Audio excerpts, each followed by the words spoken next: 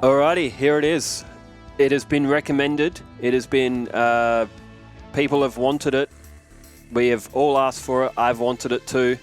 And here it is. Rebecca Hawkins will take on the entirety of Duelist Kingdom. And the way she's going to do it is she's going to battle them in the same order that Yugi and I guess Joey, because Yugi didn't battle everyone. But it's going to be in the same order. So we're going to skip the Kyber and Pegasus ones, but we're going to say that Rebecca has just got off the boat in Duelist Kingdom. Her best friend Joey Wheeler, and now a very jealous Taya, and Tristan still acting like a cheerleader in the back, all on the island. Professor Arthur Hawkins' soul has been stolen by Pegasus instead of Grandpa Moto, Solomon Moto, and Becca, I guess, has a Millennium Puzzle. I don't know, something like that. But we're starting off with Weevil. So Becca's, well, she didn't have an Exodia. You know what? Knowing Weevil, he would grab her teddy and he would throw Teddy off of the side of the boat. That's just how evil Weevil is. So after throwing Becca's teddy off the side of the boat, Joey jumped in and grabbed hold of the bear, and then they pulled him back up in the ladder. So Joey managed to find 2 cards. I'm sure he could pull a stuffed animal out of the ocean after jumping into it. So Becca got Teddy back, even though it's all soaked. She is now seeking revenge on Weevil Underwood for throwing her bear over the side of the rails. So Becca's deck, it's not particularly difficult to follow along with her duels. We did do some test duels, and it's an interesting deck, to be honest. Performance of Sword was added just as another option. It also gets cards to the graveyard if you ritual summon.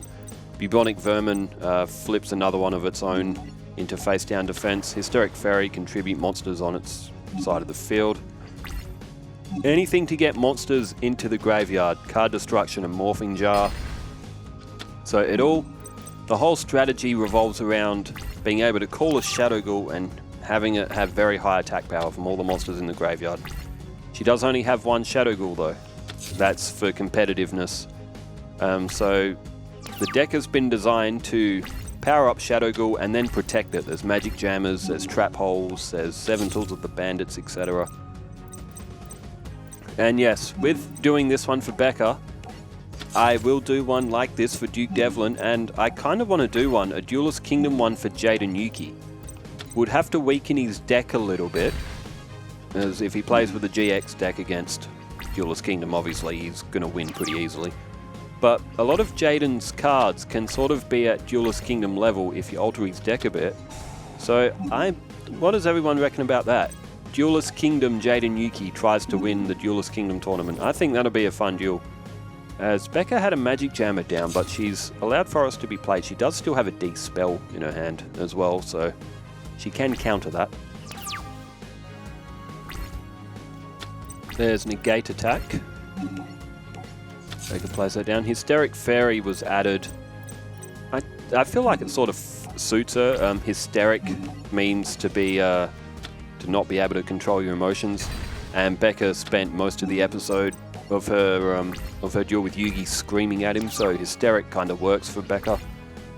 I know later in the series she had him like a Lure Queen and all that, so yes, I will probably do a duel or a deck like that for Becca later on in the arc with Valen, Raph, and Darts, and who was the other one? Alistair as well. But obviously, if Becca comes into here with Allure Queen and those sorts of cards that she used in that arc, she will just whitewash everything in front of her. So there's Stuffed Animal. That was put in to give a little nod to that teddy bear that she carries around. As we see, Kamakiriman is destroyed. She's got Millennium Shield on the field. So there was a Millennium Shield in Tristan's deck. I put that in his deck to give a little bit of a nod to Becca, but it's been put in Becca's deck now. As we see 2 face-down cards from Weevil. And to the end phase.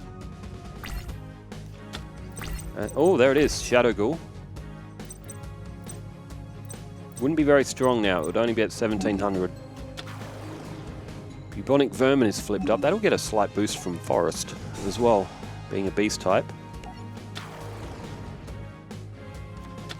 So 2 of them on the field now. She could use Hysteric Fairy's effect and send them both to the graveyard, but it may even be better to go for an attack here. So Becca, so 3 fusion cards, a sandwich. That is a fusion between Witch of the Black Forest and Sangan. So that's 2100. She does have Megamorph. Let's remember, Becca is supposed to be really good. She's supposed to win. In the anime, she was described as a prodigy who was beating top dueling talents and winning tournaments. So her deck she's meant to be very good. But I don't want her to just cream everybody. I still want it to be competitive. Being competitive against Weevil hasn't really been a thing in the season anyway. As we see, Magic Jammer is played up to get rid of Laser Cannon Armor. So keeping Flying Kamakiriman at 1600. So Becca will lose one of her monsters on the field. But with only 3,900 points, it looks like Weevil might be cooked in this first match. Well, there's a negate attack as well, and she activates it. Decides to protect Teddy.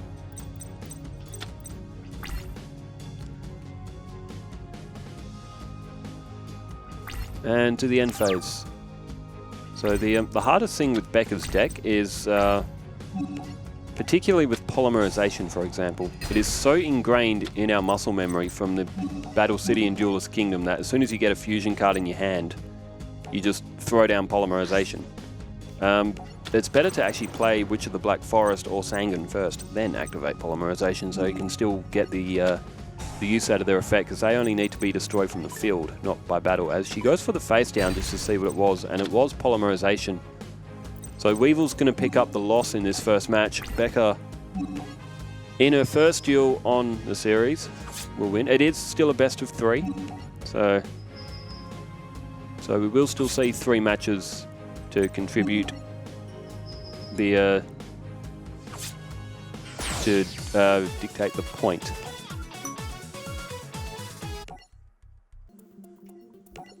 Alright, so Becca has defeated Weevil in the first one. We will go to match 2. So yeah, still best of 3. So Weevil will have to win 2 in a row. He won't pick up a season point from the Duelist Kingdom season because Becca wasn't technically in that, but what we could do is we can see how many wins and losses Becca picks up as she goes through all of the duelists one by one. So there will be 16 matches for Becca. And we'll see how many times she wins, see how many times she loses, and we'll be able to slot her in to see kind of like where she would have fit in with the tournament. So we see Sangan played face down. That means in terms of wins and losses, Becca would technically have 1 extra game. Although we could always take note of what duelist beat her and add a win onto the season, of course, but just unofficially, we'll see where Becca would sort of end up. Alright, Kuwagata Alpha is on Weevil's side of the field, and he's gone in for an attack straight away. That is risky for Weevil. He has destroyed a Sangan. So Sangan will be able to pull another monster from the deck. Spirit of the Harp was added as a defensive play.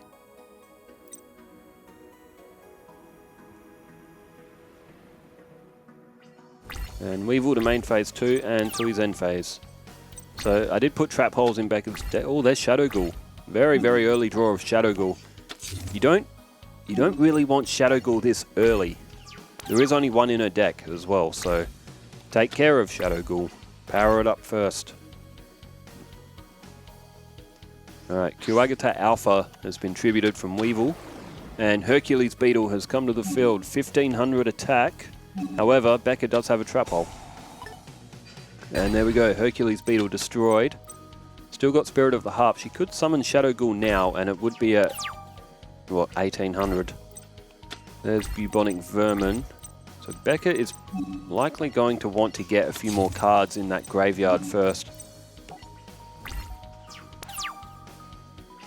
She does have Trap Hole of Spikes on the field though, so Shadow Ghoul could be protected from an attack. Alright, face down from Weevil. So he too has opted for defense here. And there's Supply Squad. I added Supply Squad. I'm not sure exactly when that card came out in like booster packs in the real card game, but I added Supply Squad as sort of like an ace card for Becca's deck. So she could draw more to get more monsters into her hand as she wants to sacrifice a lot. So balancing that out with the ability to draw kind of makes her deck function a bit better. So like I said before, remember Becca is supposed to be a very good player. She's winning tournaments, she's playing well, she's beating high-ranking duelists, etc. Supply Squad, there's Ring of Magnetism. She played that on her Millennium Shield. Alright, down goes Magic Jammer. And with Trap Hole of Spikes still down. And she goes, yo, yeah, that's... it shouldn't matter too much. Shadow Ghoul is still going to be quite strong. This is where the tricky thing with Becca's deck, you have to remember to activate your flip effects before you go on tribute. That's the same with Witch of the Black Forest and Sangan if you use Polymerization. It's so ingrained into our muscle memory to just use Polymerization straight away, or even with a flip effect. Oh yeah, that can be tributed, but activating the flip effect first, then tributing isn't something we've got in the... Oh, Dark Hole. Dark Hole, Magic Jammer. Rebecca did have the defense, and she's lucky she did, so Dark Hole has been blocked. So yeah, it's kind of a different style of play as well, one that we've sort of become unaccustomed to with Shadow Ghoul's strategy as well. There's Megamorph. If Becca's life points went down under Weevil's, her selected monster's attack could be doubled. Bandit Keith has Lumida removal, and Mai and Taya, they've got their cards up to 3,000 before with equip cards, so I thought Megamorph is the only equip card that Becca has in her deck. So, and being a good duelist, she gets to have a good card. Megamorph, there's another Polymerization. He's drawn a bit of a gross hand, if I'm being completely honest, but she is still the advantage. Shadow Ghoul, even if it gets attacked by a strong monster, there is a Trap Hole of Spikes on the field. She's just got to hope that Weevil doesn't draw a Fissure. So Becca does have Monster Reborn, Dark Hole, Fissure, etc. Weevil plays Diankido, the Cura Master, with another face down spell or trap. Oh wow, no monsters. Oh, there's Fissure. Speak of the Devil for Rebecca. 1900 now, about to come off Weevil. Still very fun to be seeing Rebecca's deck come into action. The Duelist Kingdom and Battle City seasons are very, very fun to produce, but I feel like we needed a little bit of an addition since those seasons have been running for so long as well. The Duelist Kingdom one is over halfway done, so exciting times as well, as Hercules Beetle is brought back in defense. So it is stronger than Shadow Ghoul in defense, but unknowing to Weevil, as Becca draws her third Polymerization, she plays Fissure and gets rid of Hercules Beetle. Unknowing to Weevil, she had that in her hand, and Shadow Ghoul doing all the attacking here.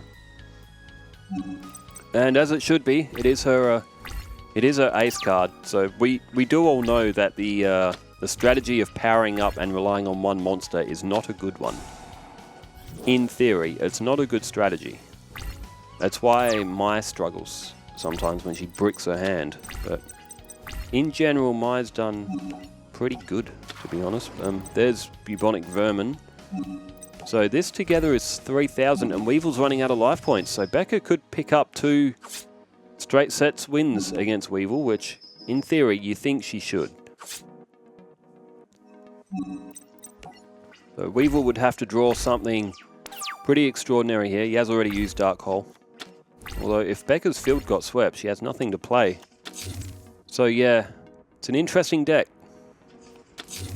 And it's just a face down from Weevil, so it looks like this could be it. There's Skelengul. That'll draw a card when it's flipped face up, as We see Shadow Ghoul go for an attack, and oh, Cockroach Knight. That's a horrible card.